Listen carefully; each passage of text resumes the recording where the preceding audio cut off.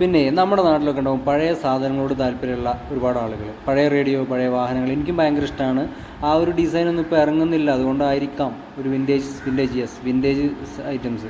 അപ്പോൾ അതിനോട് ഇഷ്ടമുള്ളവർക്ക് അതിൻ്റെ വാല്യൂ മനസ്സിലാവുള്ളൂ, അല്ലാത്തവർക്ക് അത് വെറും പഴയ സാധനങ്ങൾ മാത്രമായിരിക്കും. അപ്പോൾ അത്തരം പഴയ സാധനങ്ങളോട് താല്പര്യമുള്ളവർക്ക് പറ്റിയ ഒരു കട നമ്മുടെ കോഴിക്കോടുണ്ട്.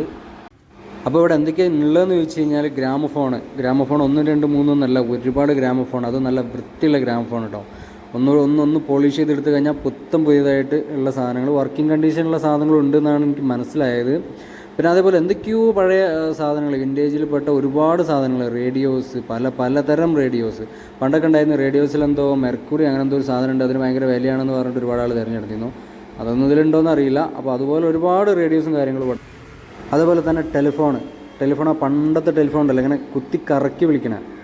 ഒരുപാട് സിനിമകളിലൊക്കെ നമ്മൾ കണ്ടിട്ടില്ലേ, അത് തന്നെ ട്രെയിൻ എന്ന് പറയുന്ന ആ സാധനമൊക്കെ ഉണ്ട് കേട്ടോ. ഇതിൻ്റെ കറക്റ്റ് ലൊക്കേഷൻ എവിടെയാണെന്ന് ചോദിച്ചു കഴിഞ്ഞാൽ ഇത് OET റോഡ് എന്ന് പറഞ്ഞ റോഡല്ലേ, ആ റോഡാണിത്. ആ റോഡ് നേരെ ഇങ്ങനെ നോക്കിക്കഴിഞ്ഞാൽ ആ ഭാഗത്ത് മറ്റേ ട്രെയിൻ പോകുന്നുണ്ടാവും. അതിൻ്റെ നേരെ സൈഡിൽ ഇങ്ങോട്ട് നോക്കിക്കഴിഞ്ഞാൽ വോയിസ് ഓഫ് കേരള എന്നുള്ള ബോർഡ്